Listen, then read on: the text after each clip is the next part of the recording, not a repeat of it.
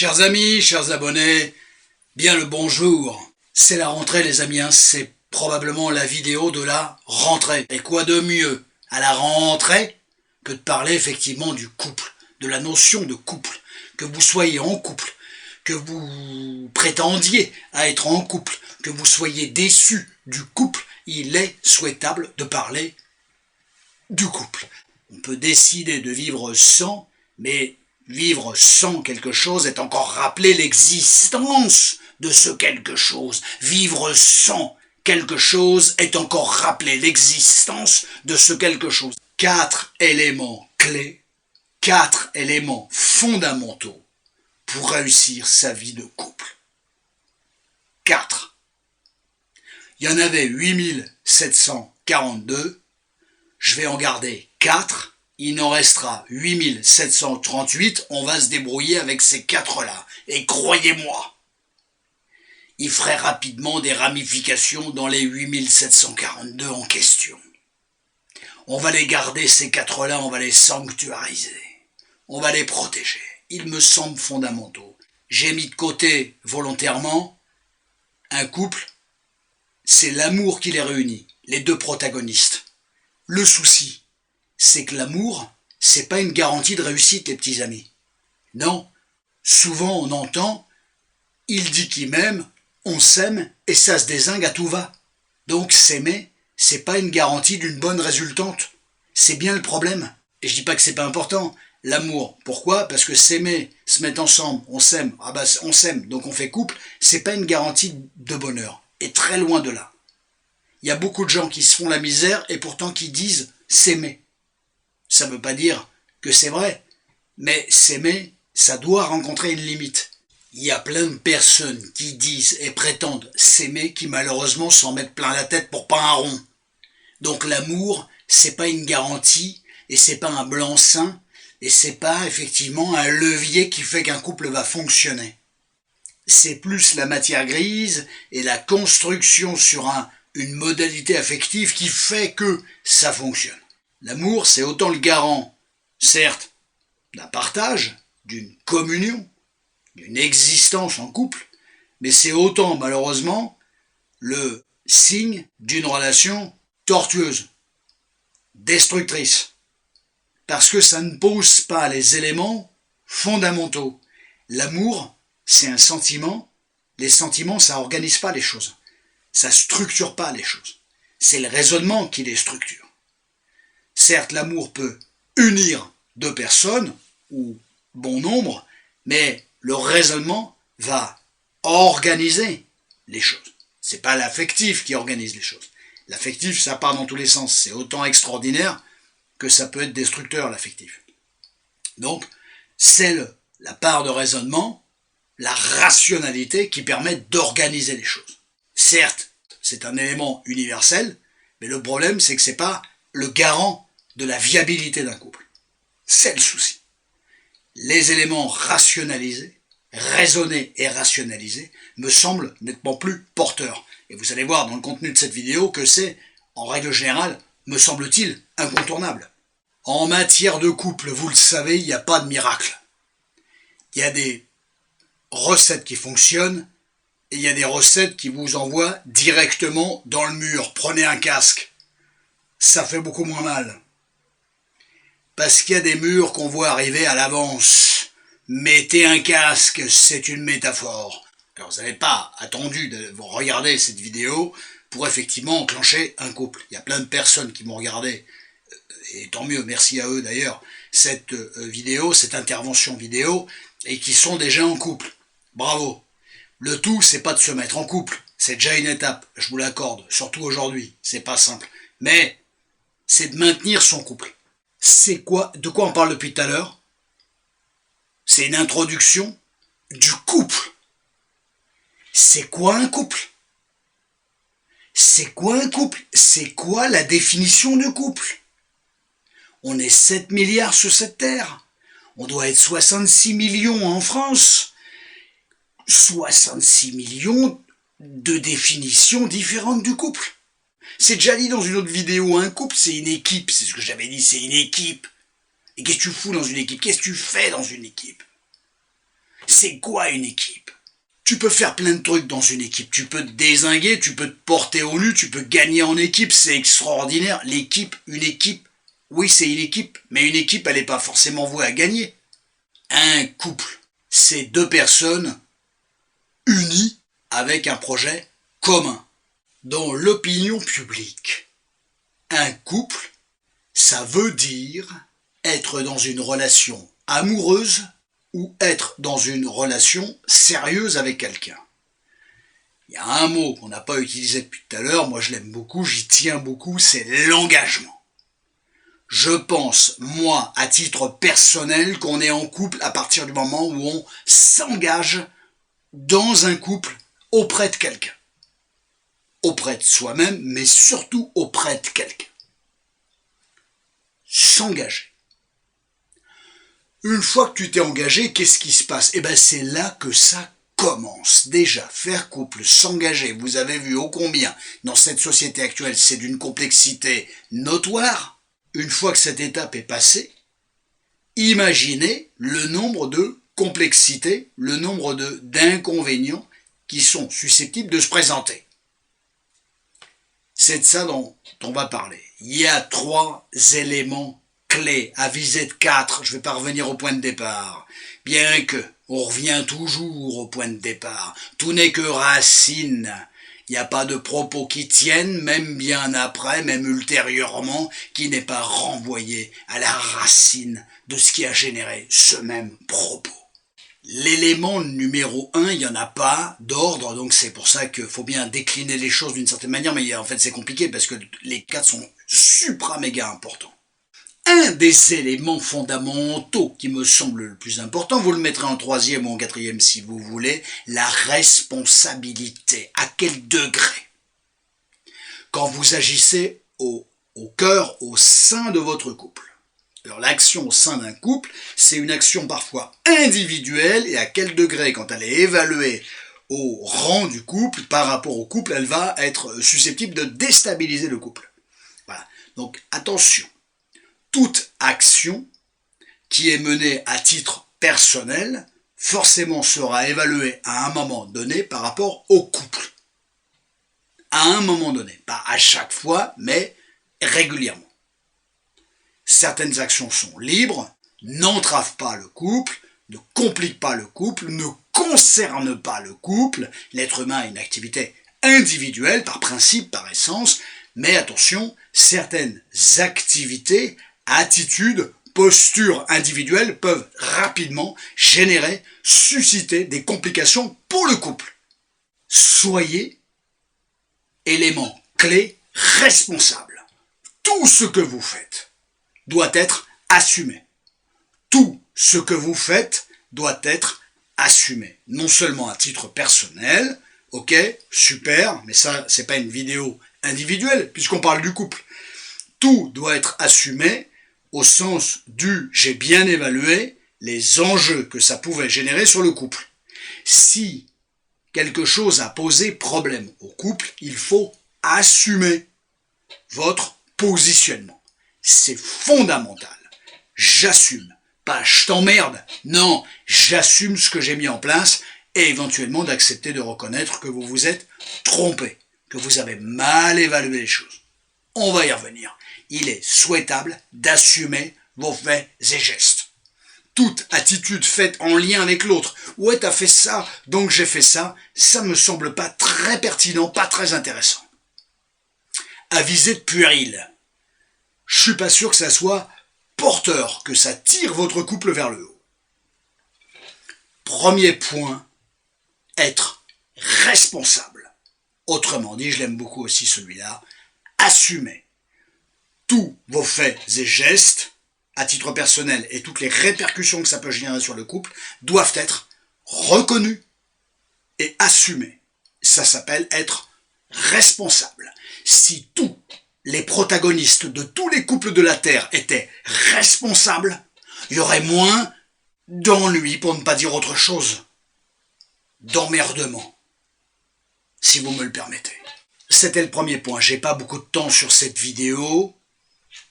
Deuxième point, et c'est là où ça se subdivise un peu, en 2 voire en 3. Deuxième point, il n'y a pas d'ordre. Le couple, c'est un échange. Vous devez échanger, dialoguer. S'il n'y a pas de dialogue, c'est le bordel. Excusez-moi, ça parle tellement. Ça évite des grands discours d'utiliser ce mot-là. S'il n'y a pas d'échange, s'il n'y a pas de débat, c'est le bordel. Il doit y avoir des échanges. Le problème des échanges, pourquoi certaines personnes n'ont pas recours aux échanges? Parce qu'ils savent très bien que le point de vue de l'autre va aller à l'encontre de ce qu'ils désirent. Oui, mais à partir du moment où vous êtes en couple, vous ne pouvez plus fonctionner comme si vous étiez tout seul. Je suis célibataire dans un couple, ça ne marche pas. C'est une antinomie. C'est un contresens. C'est un paradoxe. Un couple qui rencontre un paradoxe est déjà un couple qui claudique, qui boite, qui va se casser la gueule in fine. Donc, je dois informer l'autre de mes intentions. C'est obligé. Je respecte l'autre, je dois effectivement me positionner, lui expliquer le sens que ça va avoir pour moi de me positionner de telle ou telle manière. Certes, l'autre va me faire un retour désobligeant qui n'est pas celui que je souhaite, oui, mais ça s'appelle un couple. Ça veut dire prends en considération d'autres éléments que ceux que toi tu as individuellement en tête ou que tu souhaites. C'est la logique du couple. Il n'y a pas de couple pertinent qui s'en sort bien sans effectivement cette sphère de communication. La communication, c'est le respect de l'autre. Je te respecte, je communique avec toi. Tu es en droit de recevoir ces informations-là. Tu vas m'en faire un retour qui ne m'arrange pas forcément. Oui, mais moi je t'informe. Tu ne pourras pas me le reprocher. Et c'est vrai qu'en règle générale, ce n'est pas reproché. Et reprocher effectivement un désaccord, ça c'est autre chose. Ce qui est souvent reproché d'ailleurs, pour corroborer ça, ce qui est souvent reproché, c'est le fait que tu ne m'as pas informé. Tu as agi de manière cavalière, ce n'est pas normal, je le prends super mal et ainsi de suite. À juste titre. C'est remettre en cause les éléments du couple. Troisième point, la logique du compromis. Il n'y a pas, mes chers abonnés, mes chers amis, il n'y a pas de couple qui fonctionne ou qui peut prétendre à fonctionner s'il n'y a pas une bonne logique de compromis. Je m'explique si tant est. Il n'y a pas besoin à mon avis. Le compromis, c'est quelque chose qui ne peut pas être unilatéral. Le compromis, il est bilatéral. C'est le consensus. C'est là où on se retrouve à deux, pas dans nos positions initiales, nos souhaits initiaux. C'est le pas qu'on a fait vers l'autre pour le retrouver à mi-chemin. C'est ce qu'on appelle la logique du compromis. Si un des deux protagonistes reste, parfois ça peut arriver, c'est de la casuistique. Si c'est à chaque fois, c'est pas normal. Si un protagoniste reste effectivement campé sur ses positions et régulièrement, c'est pas normal. Si effectivement un protagoniste reste toujours campé dans son camp, ne se lève pas et ne fait pas un pas vers l'autre, il n'est pas. Ce protagoniste, ça peut être vous, ça peut être l'autre, peu importe. Le protagoniste en question n'est pas dans une logique de compromis. Il n'est pas dans la logique de vouloir retrouver l'autre absolument. Il est dans la logique de cultiver un point de vue unilatéral. Ce qui doit driver, on revient à l'échange, c'est logique, mais c'est une logique, tout est impliqué là-dedans. La logique, on revient au point de départ. La logique, qui ne l'était pas d'ailleurs, qui était déjà à mi-chemin, la logique de l'échange, c'est a fortiori d'entendre deux points de vue différents. L'échange, si vous pouvez être d'accord, c'est un plus les amis, mais c'est pas toujours le cas, on va pas se mentir. Donc qu'est-ce qu'on fait quand tu te rends compte, quand vous vous rendez compte que l'autre ne partage pas le même point de vue que le vôtre? Vous faites quoi? Vous campez sur vos positions? Et c'est la ligne Maginot, et c'est le no man's land entre les deux? C'est ça? C'est l'épreuve de force. Et c'est celui, effectivement, qui, je sais pas moi, qui a la meilleure technique, qui l'emporte, ou j'en sais rien. Et non, c'est impossible, c'est inconcevable, un système comme celui-là. C'est celui qui peut se sentir le plus fort, qui a un ego le plus démesuré. C'est celui qui a peur de perdre l'autre, qui forcément se plie au bon vouloir de l'autre, et ainsi de suite. Mais certainement pas. Mais ça tient pas debout. Une équipe, à partir du moment où il y a un ego surdimensionné dans l'équipe, l'équipe elle marche plus. Elle peut plus fonctionner. Ou elle fonctionne mal. Ou elle fonctionne dangereusement. Une équipe, c'est une égalité. C'est une égalité. C'est comme une équation. Une équation, c'est une égalité. Il y a des équations inégales, je vous l'accorde. Méfiance de l'amour, confiance en la structure, dans le positionnement. Dialoguer, ça veut pas dire être d'accord, c'est plutôt rare. Ça veut dire on entend et on respecte la parole, la pensée, le souhait de chacun. Comme les positions sont divergentes, différentes, on est bien obligé effectivement de faire un pas vers l'autre. Soit c'est le consensus, c'est une logique de juste milieu, soit c'est une logique effectivement de réciprocité d'une certaine manière, c'est-à-dire un coup vous faites plaisir à l'autre, l'autre d'après, la fois d'après vous fera plaisir, et ainsi de suite. Voilà. Il n'y a pas de couple possible sans compromis. C'est impossible. Certes, le compromis va vous obliger à vous asseoir sur un petit quelque chose des fois, quand ça concerne le couple. Et ça vous oblige à vous raviser un petit peu sur une chose, des fois c'est chacun son tour, peu importe, c'est tellement casuistique. Attention à ça. On va venir au quatrième point. Quatrième point, sortir des évidences. Sortir des évidences, j'insiste. Ce qui vous semble évident ne l'est pas. À partir du moment où vous êtes en couple, à deux, vos propres évidences n'en sont pas, ne peuvent pas en être. À titre individuel, oui. À titre de couple, non. Pourquoi? Mais parce qu'il y a l'autre. Et l'autre, il a un point de vue différent du vôtre, ce qui fait que votre évidence est à remettre en question. Non seulement la vôtre, mais aussi l'évidence de comment l'autre fonctionne. Certes, l'autre, vous le connaissez, parfois depuis peu de temps, parfois depuis longtemps. Méfiez-vous des évidences. Un être humain, ça peut évoluer. Attention aux évidences. Il n'y a pas d'évidence. Même quand on connaît l'autre, l'autre, il a quand même la possibilité d'évoluer. Même ce que vous connaissez de l'autre ou ce que vous connaissez de vous-même, faites-le évoluer. Il y a rien. Pourquoi? Vous allez figer le système, vous allez figer votre réflexion, vous allez figer la communication, vous allez tout figer. Et c'est une complication pour le couple. D'office. Un couple figé, c'est un couple qui stagne, qui n'est pas tiré vers le haut. C'est le souci, il n'est pas au-dessus de la mêlée. C'est un vrai problème. Attention aux évidences. Un couple, c'est une entité, c'est une égalité où effectivement, quand il y en a un qui est un peu en deçà, celui qui a le plus de force vive les amène pour compenser les carences de l'autre. J'aurais pas pu vous le dire autrement. Et je suis content de vous l'avoir dit comme ça. Mais on apporte sa force. Voilà, votre potentiel, vous l'amenez dans le couple pour que ça soit utile pour le couple. Pour vous, bien sûr, mais pour le couple. Soyons altruistes, soyons altruistes. Un couple, c'est de l'altruisme. L'amour, le partage, le respect de l'autre, la responsabilité, le compromis, sortir des évidences, l'envie de œuvrer pour le couple, pour les intérêts du couple. À partir du moment où vous travaillez pour les intérêts personnels, vous êtes déjà en train de tourner le dos aux intérêts de votre couple.